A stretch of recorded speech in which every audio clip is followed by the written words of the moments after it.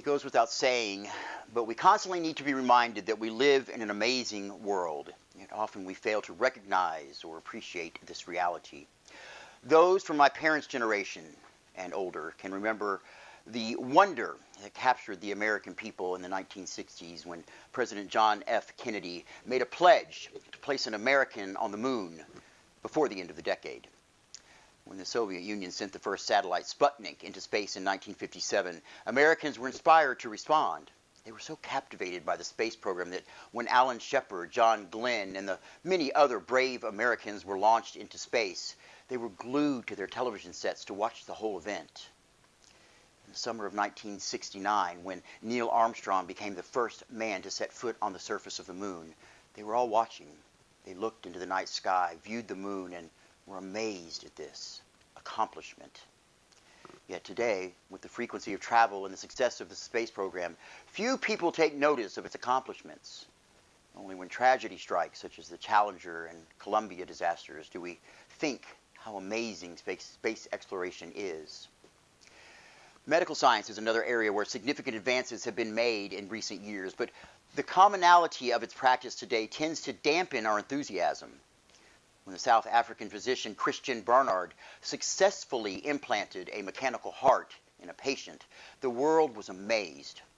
Later, when actual heart transplants and many other organs became possible, we again stood by and took notice. Today, however, in major medical centers around the globe, there are thousands of transplants saving and extending the lives of countless people, yet few take notice. The frequency of these medical procedures makes them seem routine. Now, to the individual involved, it is a highly significant event, but the world barely notices. Familiarity, again, leads to a lack of attention or enthusiasm. Travel and communication is a third area of life that is truly amazing. But again, today, we often fail to notice it. The 20th century witnessed a viral transformation in the ability of humans to communicate and visit with each other. In 1900, people were pleased to take a modern train to a distant location. After completion of the Transcontinental Railroad in May 1869, it was possible for one to traverse the continent in a few days. People thought that was quite amazing, especially when they remembered how their forebears had taken the trip via covered wagon, a slow and at times highly dangerous journey. Today, thousands of people will fly across the nation and the world on planes for business and recreation and never give the event a second thought. Only the tragedy of September 11th, 2001 terrorist attacks makes some pause when they enter a jetway at the airport. At the outset of the 20th century, people were amazed to send a telegram that could be received by the recipient in one day or less, or post a letter that might arrive in a week. Today, we complain when our internet is not fast enough. The sense of amazement is fleeting. The loss of amazement in our view of space, medical science, and travel and communication is unfortunately found also in our understanding of God and the amazing things God does for us. They say that familiarity breeds contempt. In this case, a sense of indifference. This certainly seems true when considering how the Christian community collectively and as individuals responds to the presence of God in our world. God is ever present. One can always count on God. Therefore, we have a tendency to forget and thus need to be reminded of what God does for us each and every day. Today's gospel reading is one example of many that demonstrate how amazing Jesus was and how people took notice. We are challenged, therefore, to again observe and perceive the amazing power of Christ in our lives. The Gospels are overflowing with examples of how the people with whom Jesus had contact were amazed at what he did and said. From St. Mark recounts the amazement of the disciples at Jesus' ability to control nature. A storm rages on the Sea of Galilee, and the terrified apostles call out, "Teacher, do you not care that we are perishing?" Jesus rebuked the wind and water, and calm comes upon the sea. Mark reports they, the apostles, were filled with great awe and said to one another, "Who then is this, that even the wind and the sea obey him?" Jesus' teaching was also very impressive to those who heard him. St. Luke reports how the people of Capernaum were astounded at his teaching because He spoke with authority. Similarly, St. Matthew reports at the conclusion of Jesus' Sermon on the Mount that the crowds were astounded at his teaching, for he taught them as one having authority and not as their scribes. Jesus' ability to work miracles and effect cures of people was also amazing to those who witnessed these events. After Jesus cast out the demon from a mute man who speaks, the crowds were amazed and said, "Never has anything like this been seen in Israel." Again, when Jesus cures a blind and mute man, Matthew reports, all the crowds were amazed and said, "Can this be the son of David?" Word of Jesus' ability to cure drew all manner of people afflicted, all of whom were cured. Matthew again reports, the crowd was amazed when they saw the mute man speaking, the maimed whole, the lame walking, and the blind seeing. And they praised the God of Israel. Today's gospel reading, drawn from the outset of Jesus' public ministry, demonstrates not only the amazement that people experienced, but how the Lord was able to convert hearts to such wonder. Only the previous day, the evangelist tells us, Jesus called his first disciples, Andrew and Simon, whom Jesus renamed Peter. Now Jesus encounters Philip, who, after being invited by the Lord to follow, immediately found Nathanael, described by Jesus as an Israelite in whom there is no deceit. Today we would say Nathanael is the real McCoy. What you see is what you get. Nathanael is weary at first. When told by Philip that he, Peter, and Andrew had found him about whom Moses in the law and the prophets wrote, Nathanael responds incredulously, "Can anything good come out of Nazareth?" His comment is not strange nor unexpected, since the Jews understood the Messiah to have origins from the house of David in Bethlehem. Galilee was considered the sticks, or the boondocks, the ancestral heritage of the Samaritans, the so-called 10 lost tribes of Israel, conquered by the Assyrians some 720 years earlier. Nathanael was skeptical, but Jesus' amazing ability to know Nathanael and to have seen him under a fig tree before Philip's call is all that he needs. The new disciple proudly proclaims, "Rabbi, you are the Son of God. You are the King of Israel." On the surface, it does not seem that Jesus' words were so amazing, especially when compared with what the Lord would later accomplish. Yet Nathanael was convinced. He was amazed. The call of Philip and Nathanael and the latter's thorough amazement at Jesus' presence presents numerous challenges to us. The Lord's contemporary disciples, we must notice the response of the disciples. None of these men, mostly simple fishermen, hesitated one moment once they encountered Jesus personally. His attraction and call must have been overwhelming. There was obviously an instant attraction. It was more than what he did or said. Jesus' person had to have been larger than life. Why else would men who had families and lives immediately leave everything to walk an unknown road?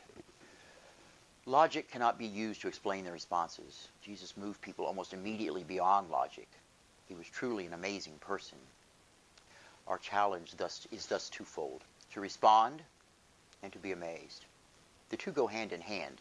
If we are truly amazed by the presence and power of Christ in our world, then we will have the courage and the capacity to respond. Familiarity, however, breeds a sense of ordinariness into our perception. Few people today are amazed at space exploration, the marvels of medical science, the speed and convenience of travel and communication, because we are all so familiar with these truly amazing realities.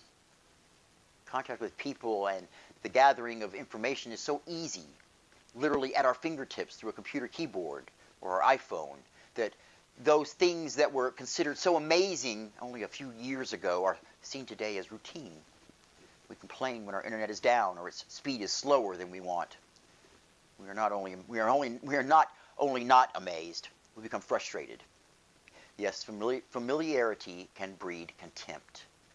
We need to recapture that sense of amazement at the presence and power of Christ in our lives.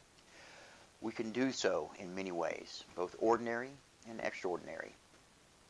Tomorrow when we awake, there will be numerous ways to be amazed at the power and presence of God in our lives. The mere fact that we are still alive should prompt a prayer of thanksgiving, especially when we realize that many die without seeing another day.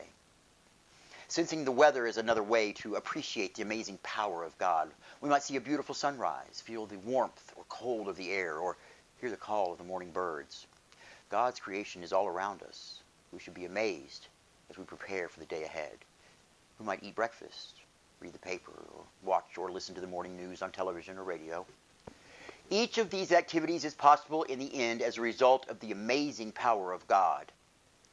Next, many of us will travel to work via car, train, or bus.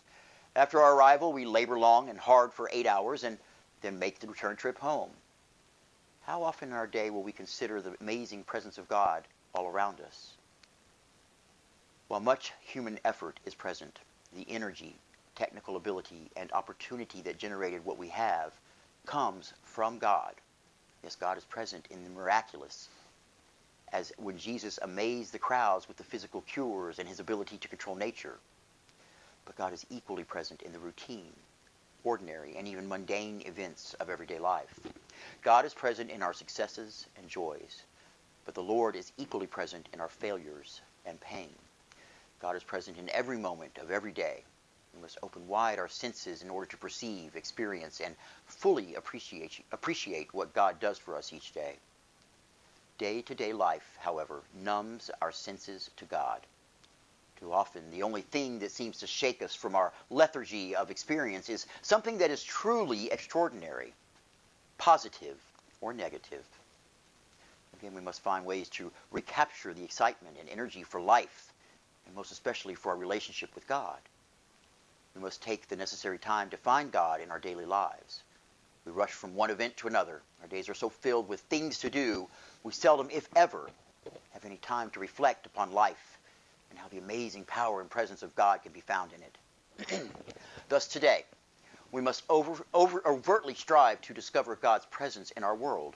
In essence, what we must do is empty out space in our lives so they can be filled with God's presence, which comes to us in so many miraculous as well as seemingly ordinary ways.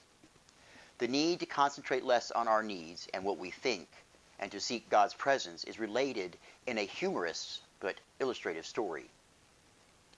Fred Everybody, Thomas Somebody, Peter Anybody, and Joe Nobody were neighbors, but not the type that most would want to know.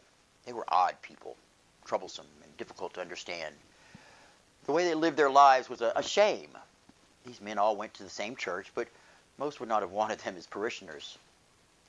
Everybody went fishing on Sundays or stayed home and spoke with his friends. Anybody wanted to worship, but he was afraid that somebody would speak with him. Thus, guess who went to church? That's right, nobody. Actually, nobody was the only decent one of the lot. Nobody helped with the day-to-day chores, required to keep the church going. Nobody volunteered and gave countless hours of his free time to help maintain the church. Nobody tithed every week without fail, even if it meant giving up some of the luxuries he could have had so that his church could pay its bills, continue to provide Sunday worship, and grow. One day the pastor challenged the congregation to bring people to church. Family, friends, neighbors, anybody. Just bring somebody to church. Everybody thought anybody would bring someone. Anybody thought somebody would do so. So guess who brought someone to church? Guess who brought someone to church? Nobody. My friends, let's not be everybody, somebody, or anybody. Rather, let us strive to be a nobody. In such a way, we empty ourselves so that we can be filled with the amazing power of Christ, who died to set us free, and thus will be our brother, friend, and Lord. Amen.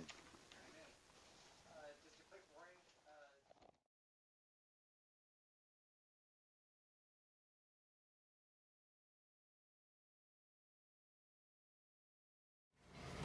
What'd you like? What'd you not like? What do you want to keep? What do you want to get rid of? Let's talk about how amazing God is. What y'all think? What did you think of today? I liked it.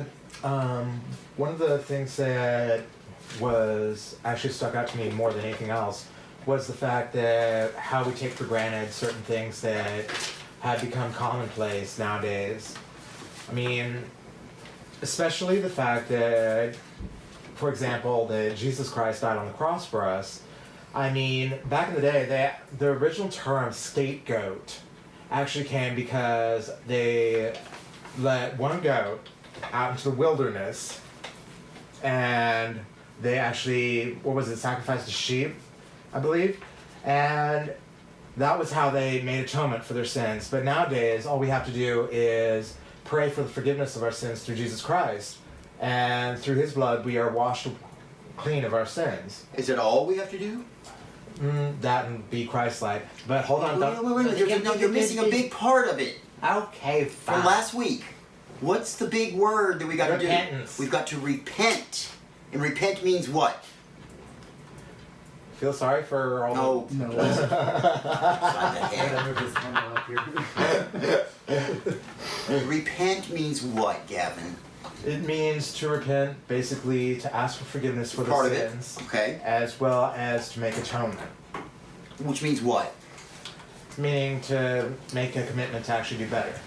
To change. Yes. To change your life. To change your ways. So repenting is not just asking for forgiveness, but it's actually changing your ways, changing your way of life. Yes. Go ahead with your story. Well, back to what I was saying originally.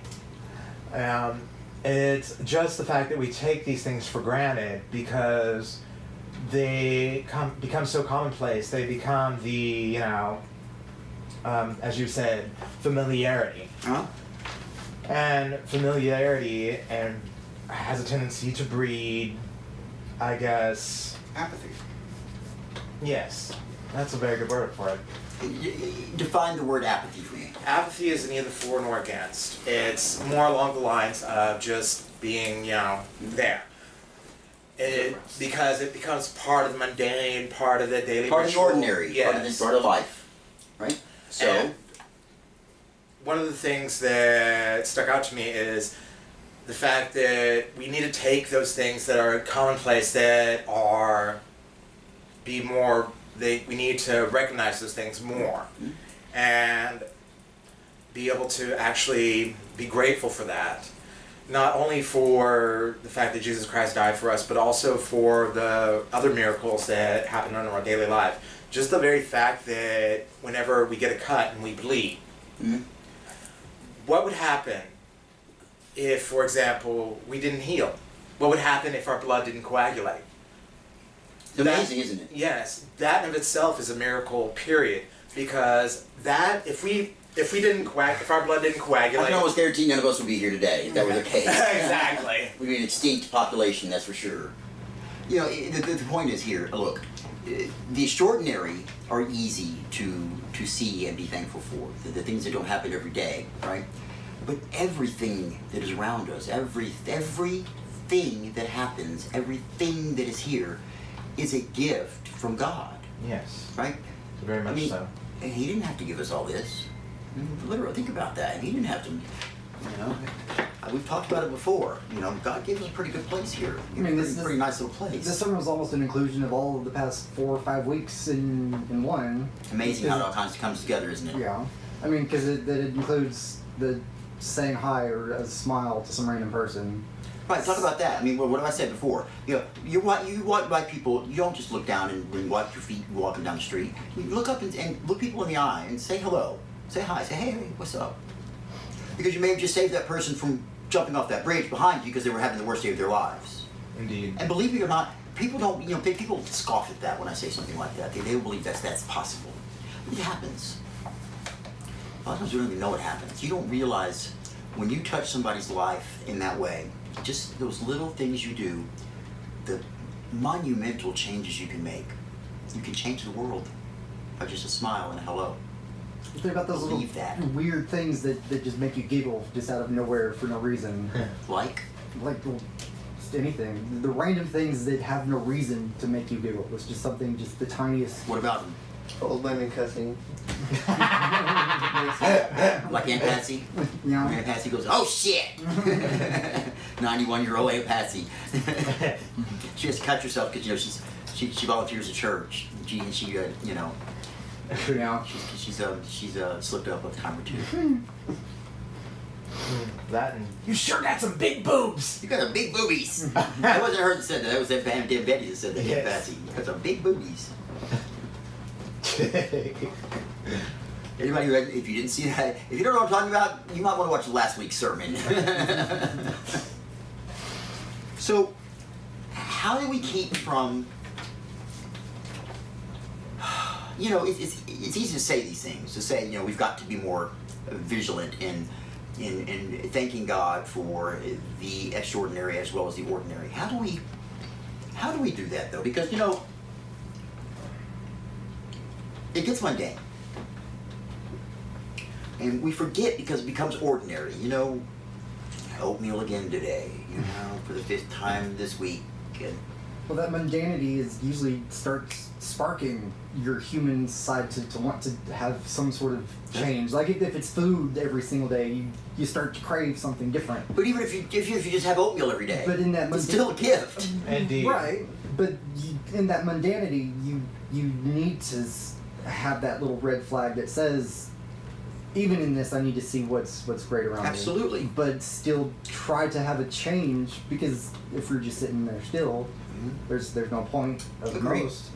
But also, I mean, remember, just we had oatmeal every day, right? That's Well, food. somebody not didn't have anything at all, and yet they were still grateful for their day. Probably even more grateful than we are at times. I find that the poor, the underprivileged, those that do more without, seem to be more prevalent to thank God for what they do have, and they are more aware of what they have and the gifts that they've been given. You know, we are incredibly lucky. Just think about this: 100 years ago. No, let's do this. 20 years ago. 25 years ago, I was in high school. 25 years ago, I just had my 25-year reunion. We didn't have internet. Not everybody carried a cell phone. In fact, nobody at school had one. We didn't know what a tablet was. You know, nobody had laptops. Well, you knew what a tablet was. It was that stone commandment. Right. And today, it's like I said. You know, I went to my 25-year reunion in Jesuit, and was amazed when I went on the tour of the school and went into the library. The library was exactly where I remember it being. It was right there. There were no books. Not one. Not one book in the library. None. All of the lockers. We prided ourselves on the lockers at school because one of the things we did do was we chose not to lock our lockers. We didn't have to. It was an honor system, you know. And nobody did. Nobody locked their lockers, and nothing was ever taken from anybody's locker. All the lockers are gone. They pulled them all out. Why? They don't have books anymore. You know, it's all done on a tablet, on an iPad. Everything. Everything's done on an iPad. Your tests, your homework, your books, it's all right there. Library, you go to the library, take your iPad out, and check out a book on your iPad. It's a different world.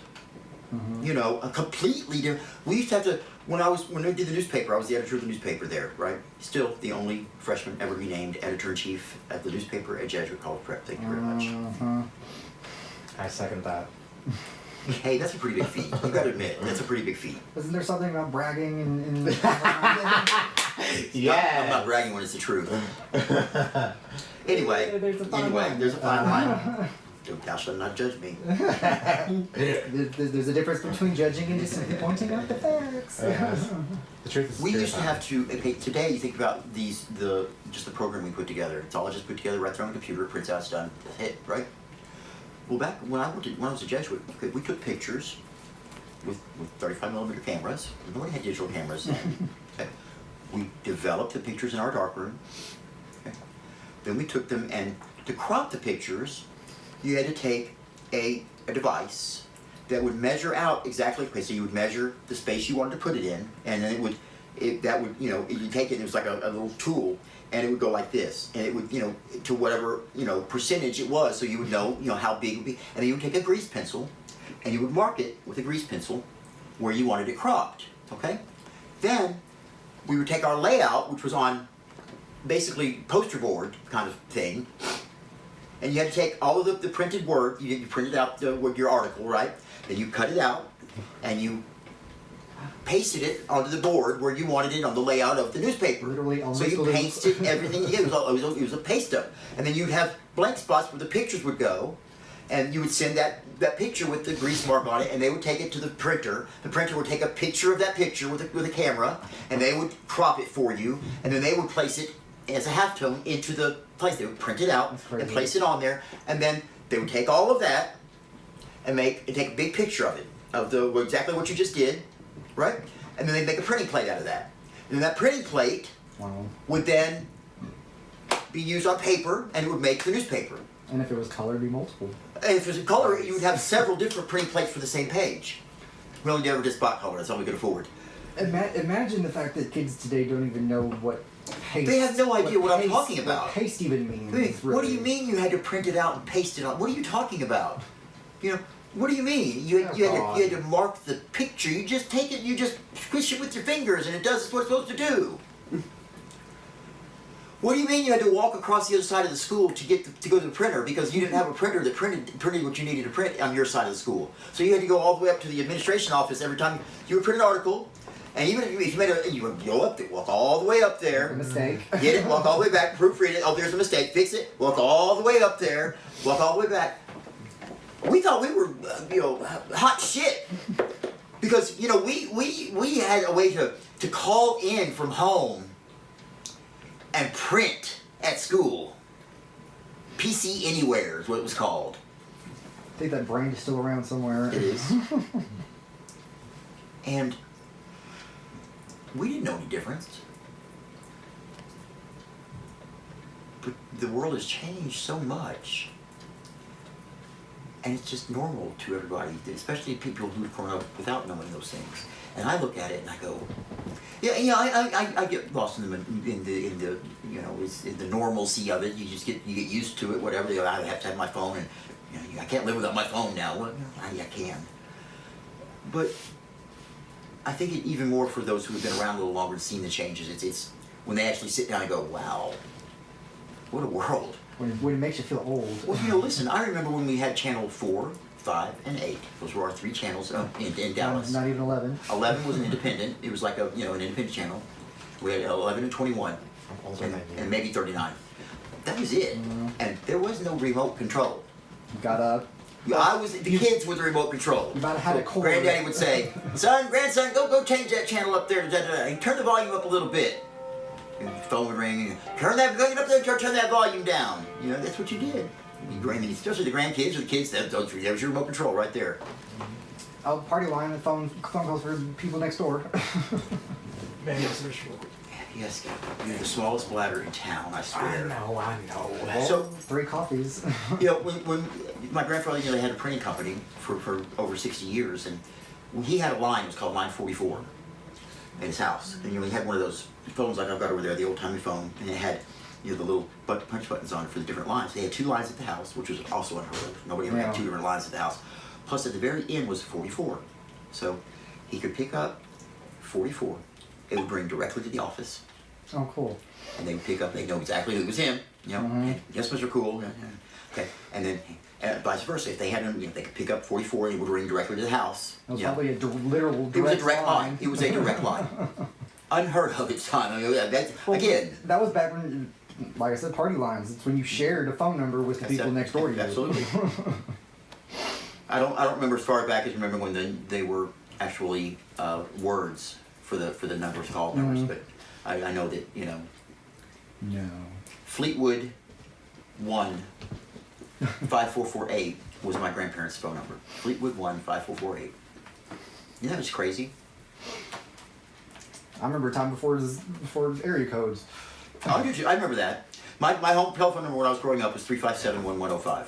That was it. 357-1105. Nobody can remember new phone numbers or whatnot. People Well, you don't have to remember anymore, their do own you? phone numbers. You don't have to remember phone numbers anymore. It's all on your phone, and I think that's almost a detriment to us. We seem to be getting dumber. Yeah, at certain times.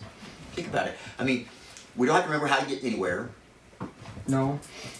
We don't remember anybody's phone number or address. We don't have really remember anybody's name. You can just look it up. You know, there's their picture. You know. You know, you don't have everybody's birthday. Well, like we said, if Facebook ever goes down, We're all screwed. So how do we keep? You know, these new technologies are always going to keep coming. There's going to be something new, and we're going to be amazed at it. And in 5 years, or 1 year, or 6 months, we'll be like, oh yeah, okay. How do we keep ourselves aware and thankful to God for the mundane things in our life, for the air we breathe, for the oatmeal we eat 5 days a week, for the, you know, the baths that we have to give the dogs that we hate to give them, you know, all of those things. How do we do that? How? I mean, one way I do it is in the constantly learning all the new tech stuff, because it simply shows to me that there's always something new. There's always something different that I don't know, and so that's humbling in that fact. That's easy for the new stuff, though. But what about the old stuff? But then it brings back the fact that all this old crazy stuff from way back when, it builds, but then something else is obsolete, and it's good to look back on. And think about that. 20 years ago, we talked about what I just said about the newspaper and whatnot. We print this brochure out like it's nothing now, right? Mm-hmm. Think about 100 years ago. Well, they used to have to they didn't have laser printers to print it out. So what they did, individual letter on a individual square. letters in a little thing, and they would piece it all together, each word one at a time, in a letterpress. And that's how they would do the newspapers, right? That's crazy. Quite much. That's crazy today, isn't it? Much. Can you imagine the person that had to do that? For as long as newspapers are today. And then you get one letter wrong in the middle. You gotta take them all out. All back in. It's not just pick up. No. It's not that simple. Don't fall asleep on me. Don't fall asleep on me. Just kidding. You can even be thankful for Munchkin when he's, you know, annoying me during the round table, right? Good Munchkin. So what else, guys? What else do you think about today? What else do you think about, you know, this extraordinary God that we have? This amazing. I think what it boils down to is just being grateful for the things that we don't really take into account. The everyday things. Well, everything. Everything. Yes. I mean, we can't sit all day going, I'm thankful for this, I'm thankful for that, I'm thankful for that. Look, I mean, let's not be ridiculous. I mean, okay, everything in moderation, right? Yes. Right? Well, I mean, I'm gonna, you know, I'm gonna prove this to you. do you? I got the. Don't got go. the. Yeah, I know. Now that you're moving around, And you know do what? want me to do it? And you know what? It was on the checklist. You know. Those suckers. Once again, is realizing something. Yep. Because I can't see that. I can't see it when it's hitting me in the face and it's just hitting right there. We eventually will Do something get with a. it. We're gonna raise that fan up a little bit, so the lights won't be hitting it so bad. So, I think it's important that we remember to look when you wake up in the morning. Be thankful. Mm-hmm. I mean, that's really the first thing you should do. It's not that another morning. Be happy you're able to be upset about. I'm out of coffee. I don't have any coffee. I don't have any cream. I don't have any sugar. You know what? You're breathing, dude. Even when we don't have what we're used to having, it seems like we complain about it more than anything. You know? We get so Wound up. comfortable. I use that term with people here that come to the house sometimes and say, you know, you're getting too comfortable. What I mean by that is you're not remembering that your presence here is not a right. It's a privilege. And you take it for granted by acting a certain way. When you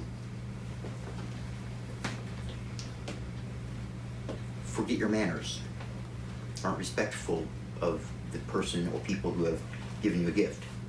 When you Overstay your welcome. overstay your welcome and refuse to leave. Gluttony. When you go in the refrigerator and eat The last of. the last of something without asking. And there's signs everywhere that say, please don't take the last of anything without asking. I guess I have to say asking marks. They probably say, well, I asked so-and-so. Right. Right? Yep. Everybody wants to be a smart ass. They're a smart ass in the dummies. Ain't Not no that. necessarily. Not necessarily. And that's what I told my mother before I ran up a tree. I bet she yeah. I wouldn't have made it up the tree. The paddle would have been out and swooping. One thing I learned young is don't run. It makes it worse. Yes. Trust me, it makes it worse. Mother was always able to get a hold of the flesh on the back of her arms with that pincer thing. Oh, you remember the little paddles that you had the little ball on the end of them? Ching, ching, ching, ching. You know, you ever seen those? Oh, yeah. They were wooden paddles and they had a little rubber ball and a rubber band on them. And ting, ting, ting. Well, they took the rubber bands off of it and the ball off of it. I ran one time from my grandmother once because you go get a spanking, you bend over, you get your spanking, that's it, right? When you run, grandmother's running behind you. Let me tell you something, grandmother's got longer legs than you do. I don't care how old she is, okay? She knows her house better than you do, and she's got longer arms, and she ain't hitting your butt, she's swinging as she's coming, you know? And behind, she ain't hitting, wherever she hits, she hits. Whew, that's the only time I ever ran. Because then I still had to have the spanking afterwards, you know? Yeah. No, she's Once she not. catches her breath. There's another change from today that probably didn't happen that often as it used Right. to. Right, it doesn't. You know, and you know, it's not as widely accepted today. Spanking. That's mostly because some of the kids nowadays will break that paddle upside your head. And that's sad to me. Talking about being grateful. You know, these kids today they have a sense of entitlement. They think that They do. they think they own. You know, that they deserve everything no matter what, even though they've done nothing to deserve it. The stories my sister tells of the women and girls that are in her high school, they fist fights almost every day in the women's bathrooms between other women, other girls. About what though? Is the question. She honestly has never said because she doesn't pay any attention to Right. that stuff. She's been It's able just to separate. ridiculous. No, it's So gonna happen. In high school, it happens. I mean, look, hormones are raging. I mean, you gotta understand. We all remember this. I mean, we were crazy. I mean, it is a crazy time in high school. But I mean, these are fist fights between just the women. It's not even happening. Now, you never be heard of. You know, women were supposed to be a little more demure. Women's equal rights, and they can have equal fights. And let me put it this way as far as women go. Back when I was in high school, the most demure woman ended up carrying a switchblade knife to school and ripping out a chunk of another woman's hair. That's too bad. I And that's about as demure as you get. didn't really have issues with that since we didn't have girls at Jesuit, so we had. I mean. That's a double-edged sword. Yeah. Okay. It really does change education when it's all one sex. Munchkin. Munchkin. I mean, there's the tension is gone. I mean, you're saying, I know what you're thinking. Okay, for the homosexual, it must have been heaven. No, not really, because you just didn't talk about that at school. Where it just wasn't something that was discussed at Jesuit, especially. I mean, you just didn't discuss it. You just didn't. You might have, suspected that somebody was or wasn't. I mean, and even sometimes they would come out and say they were. I mean, girls were more like an escape for gay men. For Right. us. See, and you gotta understand. I mean, think about that. If you take away what you wear, which is how you're competing to wear certain things, okay, jeans and shirts and this and that, and t-shirts and your earrings and your hair, and you take away most hairdos because you had to have hair a certain way, okay, and you take away the romantic possibilities, the peacock kind of thing, having showing off. It changes. Your focus becomes more on yourself and your classmates and your work. And it really is. I stand by. I mean, for a while, I thought it was ridiculous, but it really does make sense. It does. It makes sense to pull that out, especially at that time of a child's life or an adolescent's life when their hormones are just out of control and they have no idea what they're doing. They really don't. Mm-hmm. I mean, to call ourselves adults at 18, I think is absolutely ludicrous. Actually, I thought It's just- the actual time the brain stops developing was around 30 something. 25 for males. 25 for males? 22, 21, 22 for females, Yep. which is why you notice the insurance rates go down cheaper for women 1st and then men. Because they reach maturity later. Men reach maturity later than women. Go figure. But I mean, they usually hit their peak a little bit earlier or later than we do. They also live longer than men. Isn't that interesting? So they mature faster and they live longer. Oh, we got the short end of that stick, Uh-huh. didn't we? Maybe God is trying to tell you something. Okay, so life is simple. Life is simple. We've said this before. Life is simple. It's simple to be thankful for these things that we have every day: the electricity, The roof. the air conditioning, the heating, or a place to worship, a place where we can freely be and walk down the street and not have to worry about oppression and being slaves and being beaten and being police state and this, that, and the other. Although God only knows, Yeah, especially with Trump. from your word, from your mouth to God's ears. Life is simple, but it's not easy. It's not easy. It's easy to forget. It's easy to become complacent. It's easy to become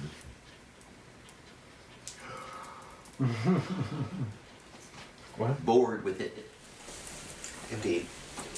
Look around this room and look at all the miracles staring you in the face. The almost assault of phrases and words and pictures and Lights, Camera. computers, cameras, Action. monitors, glasses, door locks, clocks, ceiling fans, connectivity. filing cabinets that lock, windows that open, chairs, That are comfortable. floors that aren't dirt, walls so we have some privacy, Clean running air. running water, clean air. All of these, Plumbing. water and wine. This plexiglass beautiful altar behind me, Wow. There's a whole hell of a lot going on right here. You need dispensing machines, all you need is a quarter. For food, right? Oh my, what was that? There's people upstairs. No, that wasn't. It was. No, it wasn't. He was, Gavin. You heard it wrong. He was. They dropped something. I don't know what it sounded like, but it was. That's what it was. You were about to say not another gunshot. It wasn't a gunshot. No, there would have been like a bowling ball along the concrete pads at a neighbor's place. That's what that was. Okay. You're fine. So, It wasn't. chimes, the chime. They tell us what time it is. The air freshener that sprays to clean the air. The chime that when you go home, you still hear in the back of your head every 15 minutes. So just try and, okay, here's what we're going to do. I've kind of gotten away from this, and I'm going to kind of try and get back into it, because the reason I got away from this is because y'all just wouldn't do it. And every time I gave you an assignment, you just ignore me, That is not true. Nobody brings anybody to church. I'm about to start assaulting people on Facebook and email and whatnot. Look. You'll put that stuff down. Look. I'm gonna start getting after it. Look, how many months have I been asking you to bring somebody to church? A lot. How many of you have done it?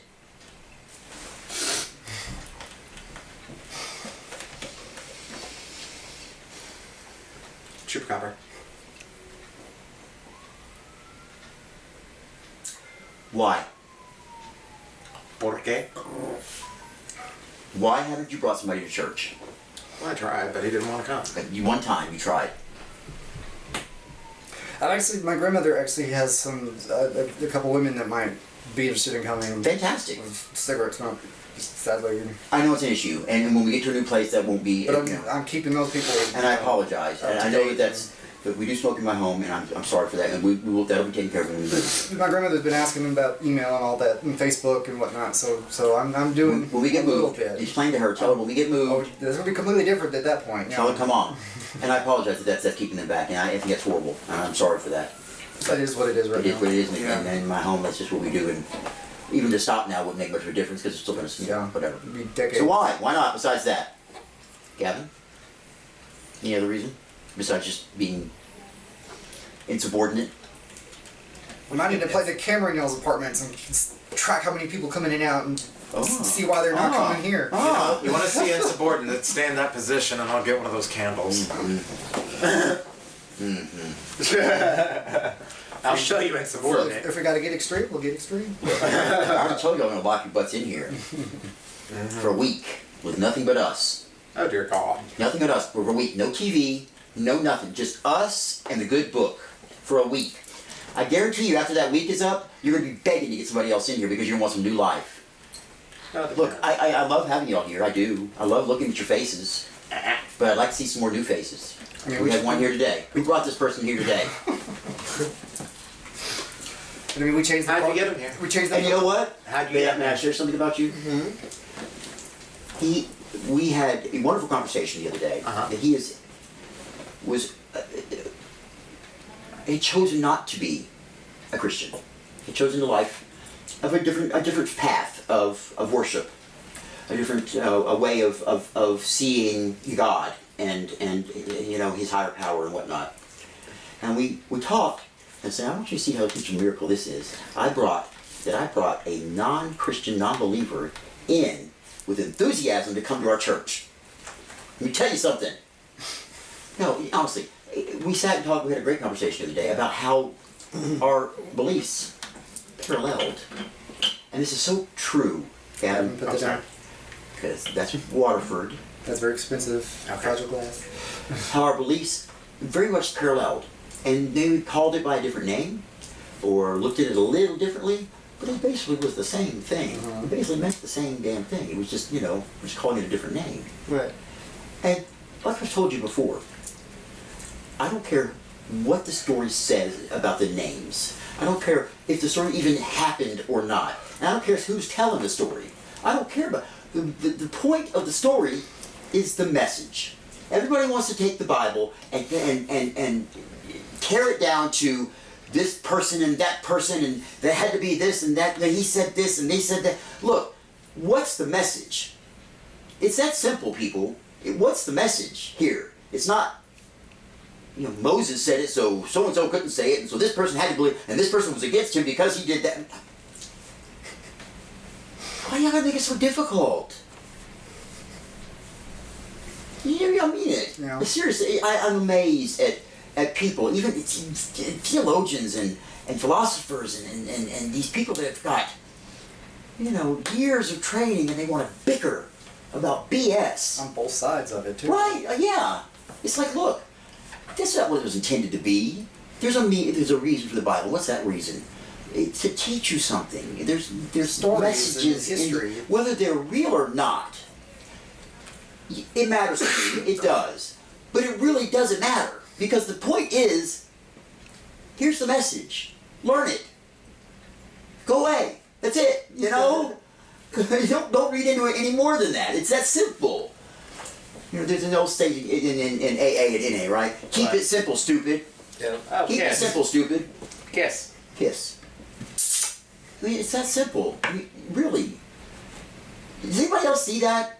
Did anybody else see? I mean, I've seen my parents, my grandparents, the churches. I've seen all of it. Just these, high level, the meetings of minds in the Roman Catholic Church of all the bishops, and to discuss whether the word "thee" should be highlighted or not.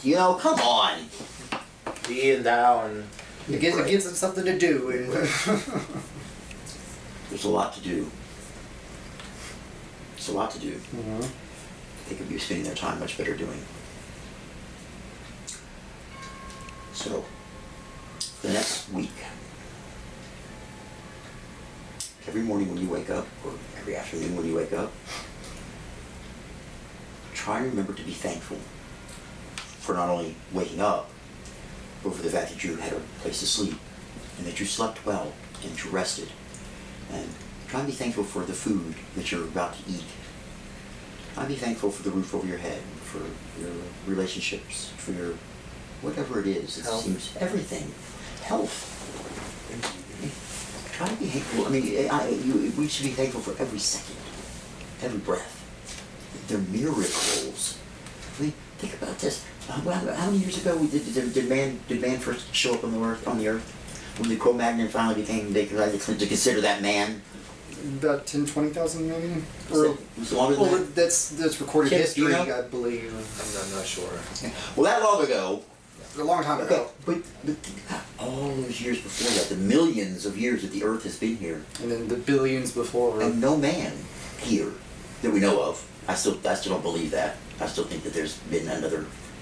Battlestar Galactica. I think that there's been other instances of man here before the dinosaurs. I think that there's been civilizations here before them.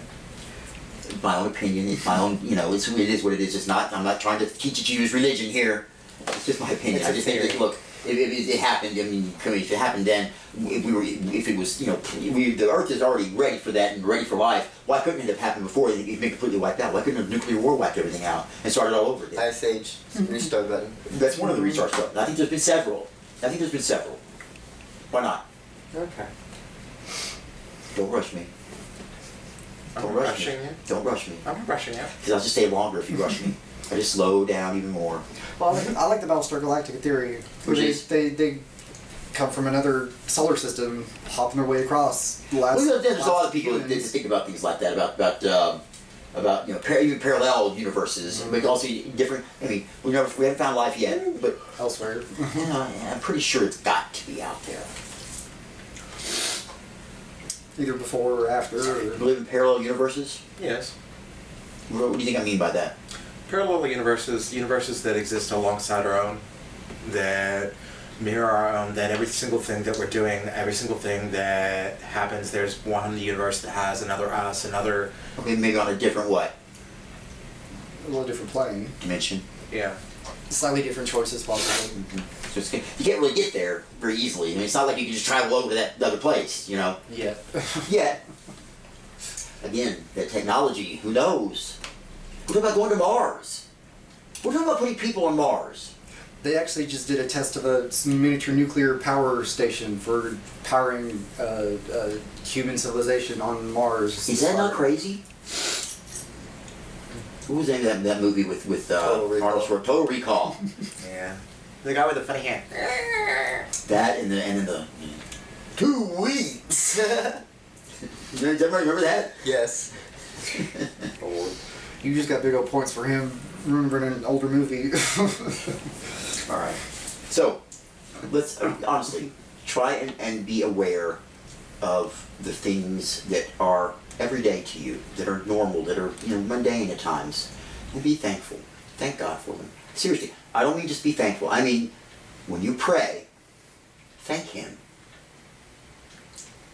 You know, when we are thankful, when we humble ourselves and thank for what we receive, it makes us different people. It makes us more appreciative of those little things. And you get a different respect from those giving because they understand that you do appreciate the effort that they gave, that they took to give you those things. And that's not only with God, with everybody. When you're thankful, your giftor, the person who's giving you so much, it means a lot. And you'll see a huge difference in the way life works for you. It will change. It's a life-changing thing here I'm talking about. Being thankful like that and changing the way you act. Because when you don't act like you deserve it, or you are entitled to it, or you should have it because, that attitude goes away. And you realize that A lot less stress, a lot you less energy. could be so much worse off. It's amazing. It's an amazing feeling to be humbled that way and to realize how good we have it. I don't care how poor you are. I don't care, what you've gone through in your life. Yeah, some of us have it hard. But all of us on this planet, all of us that are God's children, and the breath in our lungs is a gift. So, and next week, Yes. would you please bring somebody To church. I want to move. Don't y'all? Definitely. Yes. Very much so. Like if you bring someone to church that has a place, we can move too.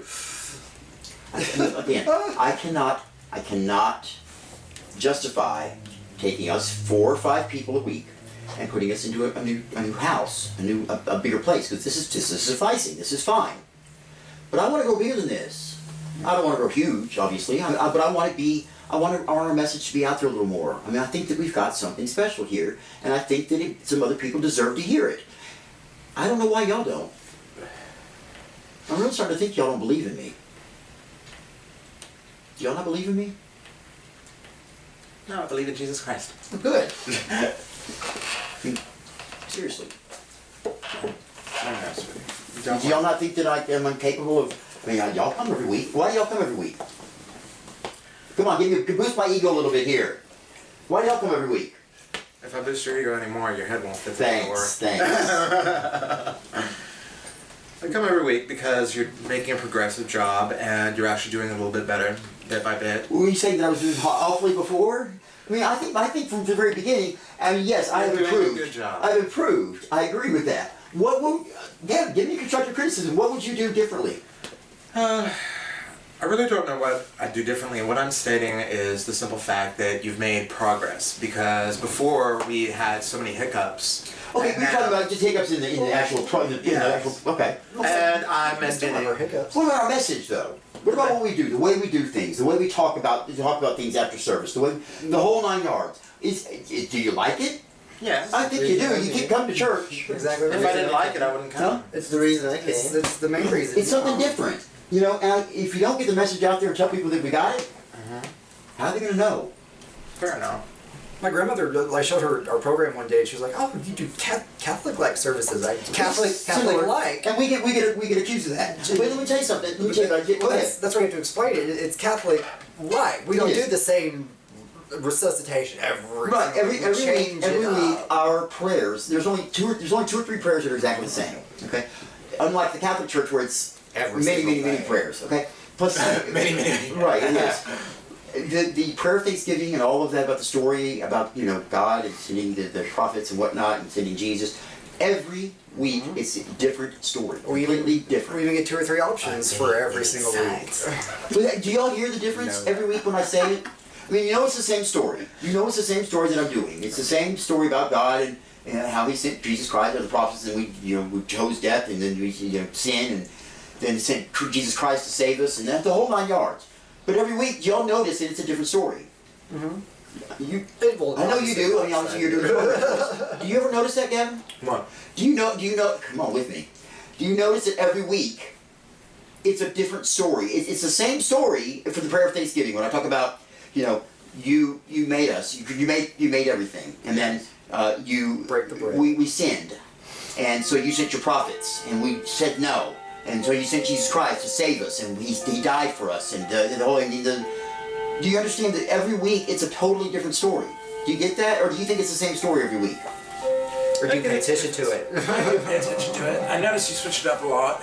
It's not switched up a lot. It's completely switched up. Yeah. Every week it's a totally different story. Because it links up with our sermon and their beginning stories and everything. Every else. week the Kyrie, which is Christ has died. In the Catholic Church, it's Christ has died, Christ has risen, Christ will come again.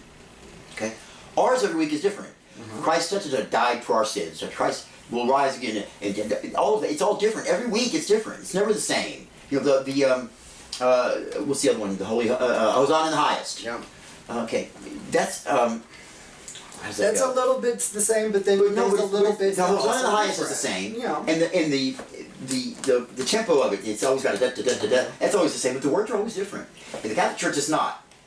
Blessed is he who comes in the name of the Lord. Hosanna in the highest. Da, da, da, da, da, da.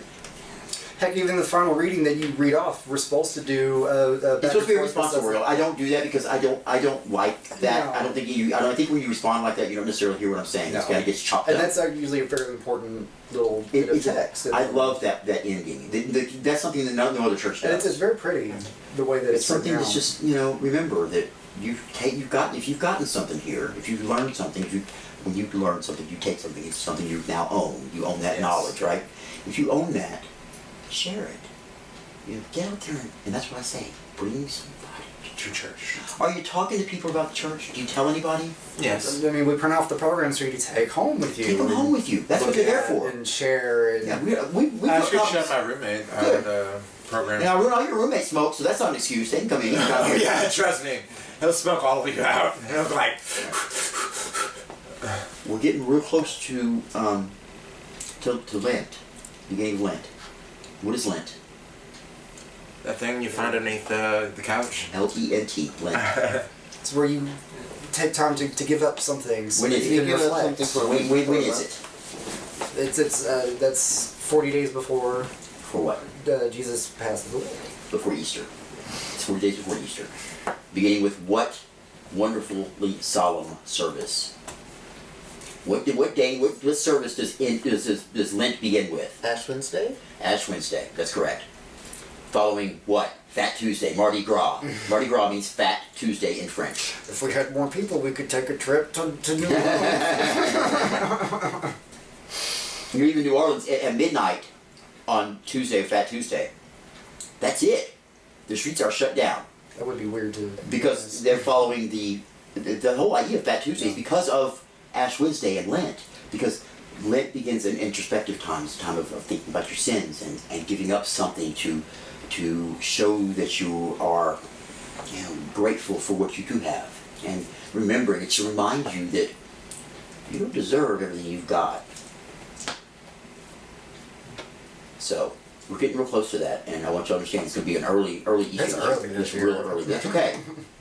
Valentine's Day, which is going to be an interesting sermon, I think. And April Fool's. Valentine's Day for Ash Wednesday, so we'll talk a lot about love, And about. and about death, and about humanity, and about remembering that. You can't have one without the other. Why do we say definitely. those things? Why do we say remember you are but dust, and to dust you shall return? Why do we say that? Gavin, you remembered it so well in the movie. You said it so eloquently. I That did that word, now. eloquently. So why do we say those words? Why do we remind ourselves year after year after year that we are but dust, and to dust we shall return? Because God formed us from dust. Okay, yes. He formed us from the very earth, the ground, and not only that, but it's also a reminder that the price we pay for our sins. As for once we die, and we have paid the price, and then we are risen again. But why do we remind ourselves that this body is but dust? Why do we remind ourselves that? Every day could be your last. Humility. The fragility of it all. Like, we're only here for a short time. You have a job here. And this that we worship so much, these bodies, this hair, this we spend so much money on that I haven't spent any money on lately. This, all of this, all this stuff. It's just stuff. Yes, it's a great hair. Thank you. It's nothing but dust. It is nothing but dust because that's what that does not. Because this isn't what matters. What matters? What's in here? What's in there? Your soul. Okay. This little preview of what's coming. So Lent, and then of course, yeah, you're right. Easter is gonna be on April Fool's Day. Easter on April Fool's Day. I mean, I did the agnostics are gonna have a field day with that one. It's an interesting calendar this year. It is. I've never actually seen that's happened before. I don't know if I'm sure it has at It's some the point. sign of the apocalypse. It's a sign of the apocalypse. Yeah, repent for the end is near. Just kidding. Listen to me. Listen to me. In that motion, exactly. Prayer. Are we still praying? Yes. Are we? You're Yes. taking time every day or every other day. At least take 10 minutes out and going in a quiet place and praying. Are we doing that? Not Are you 10 making a minutes. conscious effort to do it? Not 10 minutes, but I do make a conscious effort to Are pray. you listening? Yes. What's is he talking back to you? Do you feel it? You feel the as my dad's father-in-law used to say. He used to feel it in his feet, feel it in his bones, in his feet, and that made him want to dance. He felt the Holy Spirit. Never heard that one before. Feel it burning the bottom of his feet. It made him want to dance.